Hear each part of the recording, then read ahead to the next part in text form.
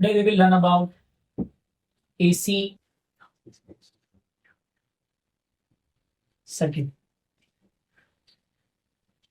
Board का अगर weightage देखेंगे बेटा हम लोग, so this is up to 4 marks. बड़ा इजी है, आई डोंट नो स्टूडेंट्स को क्यों टफ लगता है, but it has a very easy structure. ठीक है, टॉपिक वाइज देखेंगे कौन कौन से टॉपिक पढ़ने हैं इसमें हम लोगों को। तो सबसे पहला हमको पढ़ना है करंट एंड ईएमएफ। क्या पढ़ना है? Current and EMF. तो देखो मेरे पास एक रजिस्टर है, से register is like this is one register.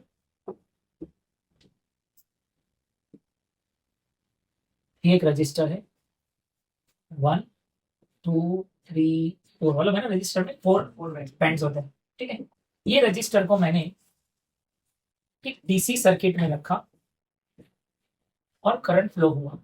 ठीक है, starting with positive to negative. So as we know that when currents flow through the any electrical circuit, there will be a generation of a heat. तो मान लो time t के अंदर, okay, time t के अंदर h heat generate हुआ। हाँ, x degree Celsius heat generate हुआ। Register था हमारे पास R, क्या था? देन क्या किया हम लोगों ने, उसी रजिस्टर को, जो रजिस्टर को हम लोगों ने डीसी सर्किट में रखा था, सेम रजिस्टर को हम लोगों ने एक एसी सर्किट के अंदर भी रख दिया। ठीक है, और उतना ही हीट जनरेट हो गया यहां पर वापस।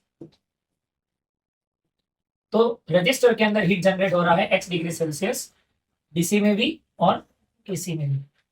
ओके, ऑल्टरनेटिंग करंट में डायरेक्शन नहीं बनता है बिकॉज कि वो ऑल्टरनेटिंग है, प्लस है वो, माइनस होगा, माइनस है वो।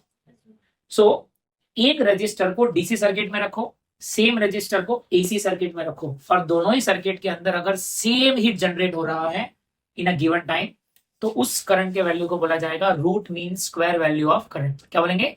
Root mean square value of current. So I R M S, okay, this is nothing but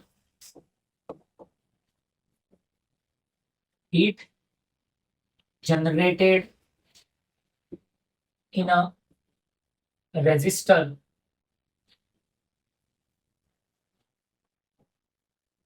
in DC circuit for some time interval.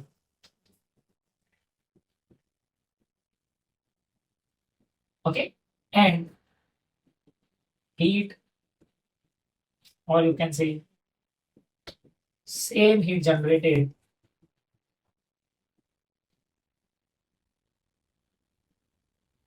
in a same resistor in AC circuit, then the value of the current is called as root mean square value of current. समझ में आ रहा है क्या आप लोगों को? Root mean square value of current क्या होगा? The current which generate the same heat in a register in a DC circuit and in a AC circuit in a given time. So that is what we called as root mean square value of current. क्या बोलेंगे? और ये value होता है I0 divided by √2। I0 divided by, where I0 is called as maximum value. क्या बोलेंगे? Maximum value of current, maximum value, और जिसको दूसरी भाषा में बोलेंगे पीक वैल्यू। क्या बोलेंगे? ओके, दूसरा हमारे पास है ERMS।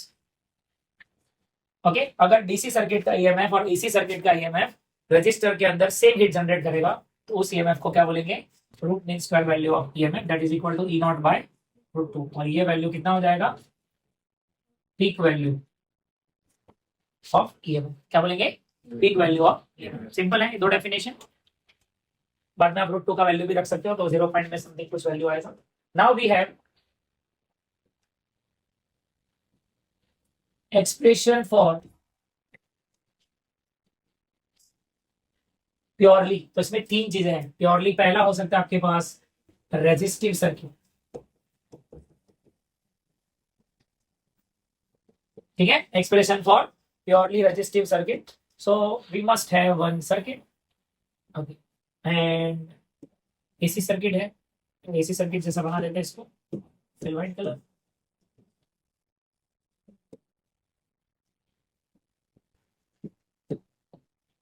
चलो एक लगा लेते हैं इसमें resistor. This is R, purely resistive circuit है, alternating current. So EMF of purely resistive circuit is given by E is equal to E0 sine omega T. ठीक है, इसमें E0 है बेटा वो पीक वैल्यू को रिप्रेजेंट कर रहा है, ठीक है, और साइन है वो सिनोसाइडल वेव नेचर रिप्रेजेंट कर रहा है। क्या रिप्रेजेंट कर रहा है? Wave nature. ओमेगा है वो angular frequency of a current represent कर रहा है, T is a periodic time. Now as we know that अगर हम लोग बात कर रहे हैं किसी भी सर्किट का तो ओम्स लॉ लगता है। अब सबको मालूम है Ohm's law V is equal to कितना होता है? IR। सो नाउ V को रिप्लेस कर दो EMF से, I हमारे लिए हो गया है I और ये हो गया है R। E का वैल्यू हमारे पास है E naught sine omega T divided by R, that is equal to I। So in short we can say that I is equal to sine omega T बचेगा। और अगर हम लोग इसको properly if you will see E naught by R, so we call it as maximum value of current. Okay, E naught by R. Now consider कर लो कि जब ये वैल्यू कितना होगा 1, कितना होगा 1, तो ये I maximum होगा। साइन का मैक्सिमम वैल्यू कितना होता है 1, मिनिमम वैल्यू 0, सबसे मिनिमम -1, -1 0 1 0 -1 ऐसे ही चलता है टाइम पे। सो साइन ओमेगा टी का जो मिनिमम वैल्यू है मैक्सिमम वैल्यू है वो कितना है 1। So I0 is equal to E0 by R हो जाएगा। ये वैल्यू को हम लोग यहाँ पे सब्स्टिट्यूट कर देंगे। So we'll have I is equal to I naught sin omega t. So ये हमारे पास एक इक्वेशन मिल गया है, equation of current that we can say, और ये हमारे पास था इक्वेशन ऑफ EMF। क्या था ये हमारे पास? Equation of EMF। Now let's try to draw a graph of both the situation here. चल मान लेते हैं कि ये हमारे पास पीक वैल्यू ऑफ EMF है E नॉट, ये है peak value of EMF negative. Okay, ये हमारे पास है पीक वैल्यू ऑफ करंट, और ये हमारे पास है peak value of current like this, positive negative. चलो जब ये वैल्यू ओमेगा टी 0 होगा बेटा, कितना होगा 0, तो ओमेगा टी जब 0 होगा तो EMF कितना मिलेगा? साइन 0 0 हो जाएगा। अच्छा ये वैल्यू 90 होगा, कितना होगा? तो साइन 90 कितना हो जाएगा 1, मतलब ये पॉजिटिव हो जाएगा, समझ लो ये 90 है, ये पॉजिटिव हो गया पाई बाय 2 पर। चलो ये 180 हुआ तो 0 हो जाएगा फिर से ये, करेक्ट। फिर 3 पाई बाय 2 तो ये नेगेटिव मिल जाएगा तुमको, और फिर 2 पाई तो फिर से क्या मिल जाएगा 0। तो अगर आप इसका ग्राफ देखेंगे इसका, so you will get a graph like this. So this is the wave of EMF, wave of, where as अगर हम लोग थोड़ा सा इसके अंदर ये चेक करेंगे कि what is the wave of current, तो देखो ये 0 पर ये भी 0 ही होगा क्योंकि ये भी साइन है। 90 पर I0 हो जाएगा, फिर ये 0 हो जाएगा। Okay, so if you will go and check तो ये ग्राफ भी कुछ आपको ऐसा मिलेगा। Make sense? सो ये दोनों ही एक ही फेज में चल रहा है, एक साथ में चल रहा है। ओके, तो प्योरली रेजिस्टिव सर्किट के अंदर EMF और current, okay, both are in same phase, both are in same phase. Simple है। EMF सबके लिए एक ही फॉर्मूला है, बस इसी को याद रखना है, E is equal to E naught sine omega T. अगर हम लोग आगे चलते हैं और उसी सर्किट के अंदर हम लोगों के पास हम लोग लगा लेते हैं इसमें कैपेसिटर। क्या लगा लेते हैं? क्या लगा लेंगे? कैपेसिटर लगा लिया है। तो कैपेसिटर लगाने की वजह से हमारे पास जो कुछ वैल्यू आएगा वो कुछ ऐसा आएगा। देखो अभी कैपेसिटर है, capacitance of capacitor is given by Q is equal to CV। इसमें Q चार्ज है, C कैपेसिटेंस है, V पोटेंशियल डिफरेंस है। सो छोटे चार्ज के लिए Q, क्योंकि जैसे ही करंट प्लस होगा इसमें प्लस माइनस जनरेट होगा। C is nothing but your charge capacitance, और ये क्या है V। ओके, नाउ EMF कितना होगा बेटा? EMF E is equal to E0 sine omega T होने वाला है। कितना होने वाला है EMF? कितना हो जाएगा आपके लिए वो सर्किट का EMF? तो कितना होने वाला है? E is equal to E naught sine omega t. तो करंट हमारे पास है ये वैल्यू, तो इसको डिफरेंशिएट कर लो, d बाय dt cube that is equal to CE, correct. So I is equal to हो जाएगा C, E का वैल्यू है देखो डेरिवेटिव ऑफ E का वैल्यू हमारे पास है E naught sine omega T. So ये हो गया है I, देखो CE0 साइन का डेरिवेटिव cos ओमेगा टी और ओमेगा टी का डेरिवेटिव ओमेगा। तो I इज इक्वल टू मिल गया आपको CE0 omega cos omega T. ठीक है, जब कॉस ओमेगा टी का वैल्यू 1 होगा, कितना होगा, तो ये वैल्यू मैक्सिमम हो जाएगा। So since I0 is equal to CE0 omega, correct, CE0 omega. So therefore आपके लिए इधर मिल गया I is equal to I0 cos omega T, क्या मिल गया। तो this is the expression for your required capacitance. तो हमारे पास करंट मिल गया, कॉस को आप चाहो तो लिख सकते हो I is equal to I0 sine omega T plus pi by 2 and 90 plus theta कितना होता है, कॉस थीटा। अप्लाई कर लो। नाउ इसको अगर अच्छे से समझना है तो ग्राफ ड्रॉ कर लेते हैं। ग्राफ फिर से, ये हो गया आपके लिए ईएमएफ प्लस ये हो गया आपके लिए ईएमएफ, और ये ग्राफ तो ऐसा ही होने वाला है क्योंकि ईएमएफ अभी अभी बनाया हम लोगों ने। अच्छा, बात करते हैं हम लोग करंट की, राइट।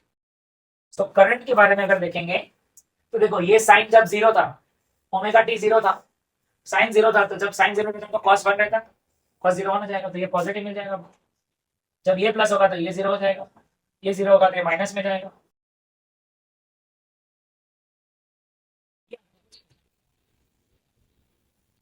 आप देखेंगे ये है हमारे पास करंट, I0 है और ये E0 है। अब देखो I0 पॉजिटिव है तो EMF 0 है, मींस करंट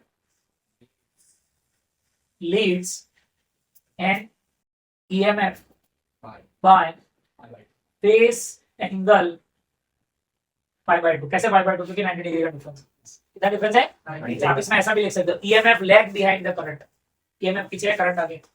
सो ये हो गया। सेम सिचुएशन को अगर चेंज कर देते हैं, बेटा ये जो स्प्रिंग जैसा स्ट्रक्चर है ना उसको इंडक्टर बोलते हैं। क्या है, जैसे ही करंट फ्लो होगा इंडक्टर के अंदर मैग्नेटिक फ्लक्स चेंज होगा and due to change in magnetic flux उसमें वापस से इंड्यूस्ड ईएमएफ पैदा होगा। तो एक तो आपने जो दिया वो ईएमएफ, एक बैक ईएमएफ, और इसका टोटल कितना हो जाएगा, Kirchhoff's law of any EMF and voltage का टोटल कितना हो जाएगा, zero. So E is equal to E back हो गया, correct. So E is equal to EMF mutual induction self induction L di by dt, L di by EMF of AC circuit is given by E naught sin omega t divided by L, negative sign इधर, is equal to di by dt, correct। so di by dt। अच्छा, अगर हम लोग चाहे तो आप इसको ऐसा भी बना सकते हो कि भाई ये था हमारे पास माइनस, उधर क्या था प्लस, तो ये di by dt is equal to, देखो E naught by L sin omega t। अभी हम लोगों के पास जब डेरिवेटिव अवेलेबल है तो इंटीग्रेशन होगा। सिंपल, क्या रखना है, if derivative is available we should go with integration sin omega t dt। तो चलो डेरिवेटिव अवेलेबल है, गो विथ इंटीग्रेशन। ये हो गया है I E naught by L common, sine का integration cos omega t divide with coefficient of x, correct, omega, और इसको बाहर निकालो। So I is equal to E naught by omega L negative sine cos omega t, correct. So I is equal to, ये peak value of current है, that is called as I0, और cos omega t मतलब ये हो जाएगा sin 90 minus theta, correct, minus अंदर जाएगा। सो I is equal to I not sin omega t minus pi by 2। तो ये कंपैरिजन के लिए आपको एक रेफरेंस मिल गया। So this is the expression for current in a inductive circuit, current in a, चलो इंडक्टिव सर्किट हमारे पास है, इसको अच्छे से समझना है तो भाई इसका भी ग्राफ बना लो। चलो बात करेंगे ईएमएफ की। सो आप सभी को मालूम है ईएमएफ ऐसे ही चलने वाला है, ये किसका ग्राफ है, करेक्ट। लेकिन अब हमारे पास बात हो रही है इंडक्टिव सर्किट की वजह से जो करंट बना है वो टेक्निकली देखो, ये वाला देखो, ठीक है, या you can go with this equation समझने के लिए। नेगेटिव साइन है, नेगेटिव साइन अवेलेबल है, तो देखो जब ईएमएफ पॉजिटिव था बेटा तो करंट तो बाय डिफॉल्ट नेगेटिव है। चलो E इज इक्वल टू कितना होता है, E0 sin ओमेगा टी, यही फॉर्मूला है ना।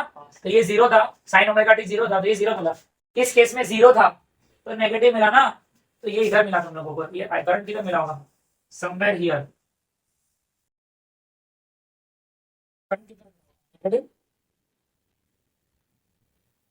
फिर इधर मिला होगा, फिर इधर गया होगा, फिर इधर गया होगा, फिजिकल क्या होगा, ऐसा ना। तो ध्यान से अगर आप देखोगे तो ये ईएमएफ है और ये क्या है, करंट। तो जब करंट नेगेटिव है ईएमएफ जीरो है, correct? जब करंट नेगेटिव है ईएमएफ जीरो है, जब करंट जीरो है ईएमएफ पॉजिटिव है, that means EMF leads current by phase angle I by 2। किसी है, एक और। तो किसी ने क्या कर दिया है, तीनों सर्किट को एक ही साथ कनेक्ट कर दिया, series combination of L C R, ठीक है। क्या लगा हुआ है, एल, जो भी समझेंगे ग्राफ के द्वारा समझेंगे, तीनों के ग्राफ हम लोगों ने बना लिए हैं, करेक्ट। तो आप सबको मालूम है इंडक्टर पॉजिटिव होता है, कैपेसिटर नेगेटिव की तरफ होता है और रेजिस्टेंस सेंटर की तरफ होता है। ये हो गया आपका रिजल्ट किया। और अगर आप इसका रिजल्टेंट निकालेंगे तो ये कुछ ऐसा निकलेगा। सो अगर हम लोग ये डिफरेंस कैलकुलेट करेंगे तो ये मिलेगा EL माइनस EC, ठीक है। और ये कुछ, ये है O, ये है A, ये है B, ये है C, ठीक है। ये हो गया आपका फेस एंगल फाइव, ये हो गया आपका 90 degree. So theorem of Pythagoras ये बताता है कि OB square is equal to OC square plus BC square, make sense, correct. So OB का जो स्क्वायर है वो आपका रिजल्टेंट ईएमएफ है, that is equal to E square, what is equal to OC square, that is equal to ER का square, what is equal to BC का square, that is equal to EL minus EC का square, okay. So E is equal to under root of ER square plus EL minus EC का square. अब बात आ जाती है ढूंढने का resistance, क्या ढूंढने का, अच्छा जब इंडक्टर लगा हुआ है, क्या लगा हुआ है, तो आ जाओ, ये इंडक्टर लगा हुआ है, हाँ ये क्या है, इसको करंट बोला ना हम लोग ने, E0 बाय ओमेगा को I0 बोला है, तो E बाय R मतलब I होता है, मतलब ये रेजिस्टेंस है, बरोबर। तो इसमें रेजिस्टेंस कितना है, रेजिस्टेंस ऑफ इंडक्टर कितना है, ओमेगा है, समझ में आ रहा है क्या, रेजिस्टेंस कितना है, ओमेगा है। कैपेसिटर में आ जाओ तो ये देखो ऐसा बन रहा है, इसी को आपने आई बोला है, यानी कि ये देखो I0 बोला है ना, यानी कि E by R is equal to I होता है, मेक सेंस। तो रेजिस्टेंस ओमेगा सी ऊपर है, मतलब E by 1 upon omega C यानी कि I होगा, यानी कि 1 अपॉन ओमेगा सी है, वो है आपका FC, ओके, इंडक्टिव कैपेसिटेंस। तो हमारे पास वैल्यू है यहाँ पर E इज इक्वल टू, चलो normal EMF is equal to कितना आ जाएगा, V is equal to IR का स्क्वायर, करेक्ट। यहाँ पर IXL का स्क्वायर और ये IXC का स्क्वायर, करेक्ट। सब में से I common, I square bracket में बचेगा R square XL minus XC का स्क्वायर,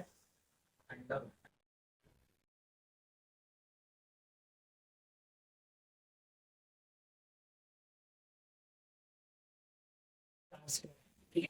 तो I स्क्वायर बाहर आ गया तो बाहर क्या बचेगा, तो अंदर में बचने वाला है R square XL minus XC का स्क्वायर, I नीचे आ गया, E by I is equal to under root R square plus XL minus XC का। बेटा ये एक ऐसा कंडीशन बना है जिसके अंदर E by I is equal to R X और XC, तीन रेजिस्टेंस है, नॉर्मल रेजिस्टेंस, इंडक्टर का रेजिस्टेंस एंड कैपेसिटर का रेजिस्टेंस। तो ये जो रिजल्टेंट रेजिस्टेंस बना उसको बोला जाएगा impedance, which is represented by Z। Simple है, क्या बोलेंगे इसको, इंपीडेंस, क्या बोलेंगे, इंपीडेंस। तो इंपीडेंस के बारे में अगर हम लोग थोड़ा ज्यादा डिटेल में जाए तो Z इज इक्वल टू हमारे पास है R square plus XL minus XC का। चलो मान लो आपके पास एक ऐसा सर्किट है जिसमें सिर्फ इंडक्टर है और रजिस्टर है, तो ऐसे सर्किट को बोलेंगे LR सर्किट, क्या बोलेंगे, LR सर्किट। तो LR सर्किट में Z कितना होगा ऐसी सर्किट में, तो बेटा ऐसी सर्किट में Z हो जाएगा R square plus XL square, जो कि कैपेसिटर है ही नहीं, हाँ। चलो एक ऐसी सर्किट आपके पास है जिसमें L है और C लगा हुआ है, तो इसको हम लोग बोलेंगे LC सर्किट, जिसमें Z हो जाएगा R स्क्वायर प्लस XC का स्क्वायर, क्योंकि ये 0 माइनस का स्क्वायर प्लस। एक ऐसा सर्किट है, सॉरी माय मिस्टेक, ये बेटा यहाँ पर RC सर्किट, कौन सा सर्किट है, RC। चलो एक ऐसा सर्किट है जिसमें L लगा हुआ है और C लगा हुआ है, तो ये फ्लक्चुएटिंग सर्किट हो जाएगा, ऑसिलेटिंग सर्किट भी बोलते हैं इसको। कौन सा सर्किट? तो Z is equal to R है ही नहीं, तो ये XL माइनस XC का स्क्वायर बन जाएगा, यानी कि ये XL माइनस XC मिलेगा Z, करेक्ट। R0 ऐसी सर्किट को बोला जाएगा ऑसिलेटिंग सर्किट। क्यों बोलते हैं उसका रीजन समझ लो। ये क्या लगा हुआ है? इंडक्टर। एक चार्ज कैपेसिटर आप इसमें लगा दो, कैसा? चार्ज कैपेसिटर, यानी कि प्लस। एक कैपेसिटर पंखे का लाने का, वो सॉकेट में डालना है, स्विच ऑन करना है और उसको फिर ये सर्किट में लगा देना है। तो जैसे सर्किट में लगाएंगे कैपेसिटर क्या होगा बेटा? डिस्चार्ज, इलेक्ट्रॉन मूव करेंगे नेगेटिव टू पॉजिटिव, ठीक है। अब हुआ क्या, जैसे इलेक्ट्रॉन ने मूव होना शुरू किया, इसके अंदर एलसी ऑसिलेशन, मतलब इसके अंदर ईएमएफ बनना शुरू हुआ, induced EMF due to change in flux. तो ये ईएमएफ में से करंट फिर से मूव होगा इस तरफ, समझ में आ रहा है, और ये चार्ज हो जाएगा, क्या हो जाएगा, और वापस ये क्या होगा? डिस्चार्ज। तो अगर मैं इसके बीच में समवेयर यहाँ पर अगर मैं गैल्वेनोमीटर लगा देता हूँ, क्या लगा देता हूँ, तो वो मीटर क्या होगा, जब डिस्चार्ज होगा तो वो इधर जाएगा, फिर वापस इधर आ जाएगा, फिर ये चार्ज होगा तो फिर ऐसा होगा, to fro to fro to fro, motion perform करेगा। तो इसको बोला जाएगा एलसी ऑसिलेशन। क्या बोलेंगे बेटा? तो समझ में आया एलसी ऑसिलेशन क्या होता है? It is LC circuit, series combination में लगे, ऐसा लगेगा। चलो हमारे पास वापस से सेम इक्वेशन है, z is equal to under root R square XL minus XC का स्क्वायर। अगर उस सर्किट में कैपेसिटर और इंडक्टर है ही नहीं, समझ में आ रहा है क्या? सिर्फ और सिर्फ वो एक ही सर्किट है, that is called as R, यानी कि एक्सएल भी जीरो है और एक्ससी भी जीरो है, that means z is equal to root R square, यानी कि z इज इक्वल टू हो जाएगा, तब उसका जो इंपीडेंस है वो मिनिमम होगा। समझ में आ रहा है? तो इंपीडेंस मिनिमम कब होता है? जब किसी भी सर्किट के अंदर एक्सएल और एक्सी का वैल्यू जीरो होता है, एल्स इक्वल होता है। कैसा होता है? चलो मान लो if XL is equal to XC, inductive reactance and inductive capacitance both are equal, दोनों कैसे हैं? इक्वल है हमारे पास। So z is equal to ये हो जाएगा R square plus zero square, यानी कि z is equal to R, यानी कि z कैसा है बेटा? Minimum. So when impedance is minimum we call this condition as resonance. Okay, what is a resonance condition? Resonance condition is a condition in which inductive reactance and inductive capacitance both are in a equilibrium condition. मतलब LCR circuit है लेकिन XL और XC का value zero हो जाएगा, क्यों? Equal है दोनों। तो इक्वल है अगर, तो देखो ना एक्सएल और एक्सी का वैल्यू कितना हो जाएगा? Zero. That means z is equal to r, so this is called as resonance. तो चलो XL इज इक्वल टू होता है ओमेगा L और XC इज इक्वल टू होता है 1 अपॉन ओमेगा C, बराबर ना? अगर XL is equal to XC है तो XL का वैल्यू XC का वैल्यू, तो ये हो जाएगा ओमेगा स्क्वायर 1 अपॉन LC, यानी कि omega is equal to 1 upon root LC। Omega is equal to होता है 2 पाई m, n यानी कि फ्रीक्वेंसी, इधर f ले लेते हैं, correct. So f is equal to हो जाएगा 1 upon 2 pi under root LC। So this is an expression for resonating frequency, बोलेंगे resonating frequency। अब ये रेजोनेंस दो तरीके से हो सकता है। अभी वाला जो आपने रेजोनेंस पढ़ा वो है सीरीज रेजोनेंस। क्यों? क्योंकि LCR अगर ध्यान से आप लोग देखेंगे तो ये सीरीज में कनेक्टेड था, इसके वजह से जो रेजोनेंस पैदा हुआ उसको क्या बोलेंगे? Series resonance. और ये सीरीज रेजोनेटिंग फ्रीक्वेंसी है। एक बन सकता है आपका पैरेलल रेजोनेंस, जिसमें आपको ये R हो गया, ये L हो जाएगा और ये C हो जाएगा, व्हाटएवर मिनिमम रहता है वॉल्यूम। तो ये हो गया आपका पैरेलल रेजोनेंस। तो पैरेलल रेजोनेंस में भी अगेन सेम, जब XL is equal to XC होगा तो Z क्या हो जाएगा? मिनिमम हो जाएगा। समझ में आ रहा है? तो जिस केस में Z इंपीडेंस मिनिमम होगा उसी कंडीशन को क्या बोलेंगे? क्या बोलेंगे? Resonance condition. समझ में आ रहा है? किसी भी सर्किट के अंदर सबसे इंपॉर्टेंट होता है उसका पावर फैक्टर। क्या इंपॉर्टेंट होता है? Power factor. और पावर मतलब क्या होता है? Power, the ability to do the work is called as power. कार्य करने की क्षमता को शक्ति कहते हैं, ठीक है? The ability to do the work, power. Work done is nothing equal to H is equal to work done is equal to heat, and heat is equal to I square RT upon time T। T उड़ा, I into I R is equal to V, यानी कि we आई, यानी कि P is equal to होता है we आई। ये 10 standard का formula है बेटा। हम लोग यहाँ पर बात कर रहे हैं AC circuit. So AC circuit में होता है EMF. So power is equal to हो जाएगा ई आई। क्या हो जाएगा? तो पावर हम लोगों ने अलग अलग सर्किट के बारे में पढ़ा हुआ है। तो let's calculate power in resistive circuit. Power in चलो, तो पावर इन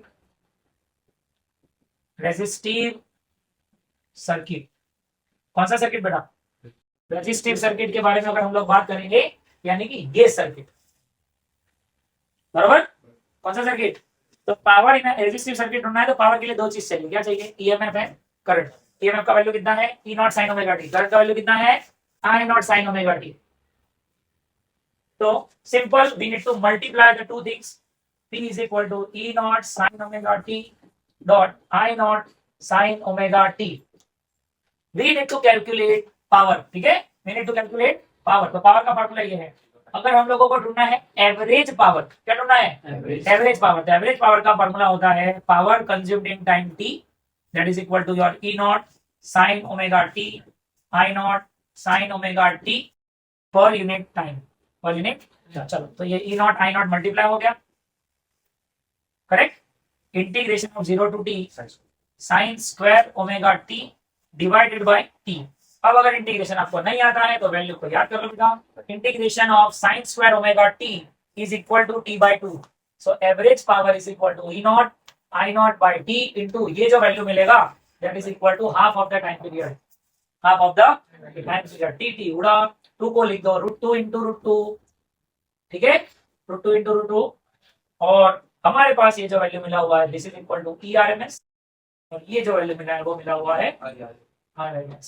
सो ये एवरेज पावर मिला है आपको रेजिस्टिव सर्किट के अंदर। इसमें मिला है क्लियर? अगर हम लोगों को ढूंढना है एवरेज पावर, ठीक है, इन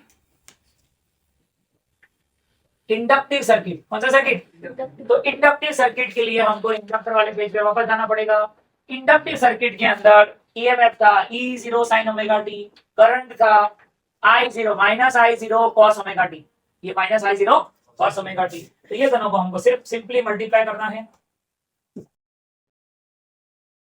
E0 sin omega T minus I0 cos omega T, ठीक है? एवरेज पावर मतलब 0 to t divided by t। चलो, तो ये 1 E0 I0 negative upon t integration of 0 to t sine omega T cos omega T. जब भी एक जैसे टर्म नहीं रहेंगे उसका डेरिवेटिव पॉसिबल नहीं है, तो ये सॉरी इंटीग्रेशन, ओके, तो ये इंटीग्रेशन कितना हो जाएगा? 0। तो ये पूरा E0 I0 upon T into ये कितना हो जाएगा? 0। तो ये वैल्यू कितना मिलेगा? So average power consumed in inductive circuit is equal to 0। चलो बात करते हैं कैपेसिटिव सर्किट की। तो PAV, बात करते हैं कैपेसिटिव सर्किट की। तो ये हो जाएगा, देखो कैपेसिटर वाला भी पार्ट देख लो। कैपेसिटर वाला पार्ट हमारे पास यहाँ पर अवेलेबल है। अब ध्यान से देखो, E is equal to E0 sin omega T, I मिला हुआ है I0 cos ओमेगा टी। ये इसको हम लोग को मल्टीप्लाई कर देना है दोनों को। It's very easy. E naught sin omega T I naught cos omega T. So PAV of a capacitive 0 to t divided by t, यानी कि E naught I naught by T, और ये वैल्यू कितना हो जाएगा? 0। क्यों? क्योंकि साइन इंटू कॉस का इंटीग्रेशन 0। तो ये भी कितना मिलेगा आपको? इसके आगे अगर हम लोग बात करेंगे तो हमारे पास एक ही सर्किट बचा है जिसमें तीनों एक साथ में होते हैं, LCR। तो अगर LCR के बारे में बात करेंगे तो यहाँ पर आप ध्यान से देख लो, हमारे पास फेज एंगल होता है। देख सकते हो आप लोग, फेज एंगल होता है। क्या होता है? फेज एंगल, मतलब ये फ्लक्चुएट हो सकता है। ओके, दैट मीन्स अगर LCR सर्किट के बारे में बात कर रहे हो और इसका हमको क्या ढूंढना है? पावर। क्या ढूंढना है? सो किसी कोई भी फ्लक्चुएट हो गया क्योंकि फाई एंगल है हमारे पास। So P is equal to EI हो जाएगा। So P is equal to E naught sine omega T I naught sine omega T plus minus phi. क्यों? क्योंकि ये फेस एंगल बनने वाला है, तीनों एक साथ में है, करेक्ट? तो आप इसको एक्सपांड कर दो, E naught sine omega T, I naught भी आगे ले लेते हैं। चलो, ये हो जाएगा sine A cos B plus minus cos A sine B, correct? Multiply कर लो। T is equal to E naught I naught sine into sine, अंदर कितना हो गया? Sine square omega t cos phi plus minus sin omega t cos omega t। कितना हो गया यहाँ पर sin phi। ठीक है, अगर हम लोगों को ढूंढना है एवरेज पावर, क्या ढूंढना है, तो हमको इसको इंटीग्रेट करना पड़ेगा 0 टू t से with respect to dt divided by t divided by, चलो साइन स्क्वायर ओमेगा t का इंटीग्रेशन हमारे पास हो जाएगा t/2, sine omega cos omega t का इंटीग्रेशन हो जाएगा 0, वैल्यू रख दो। So PAV is equal to मिलेगा E naught I naught t/2 into cos omega t divided by t plus minus 0। तो cos 5 है बेटा, माइनस t,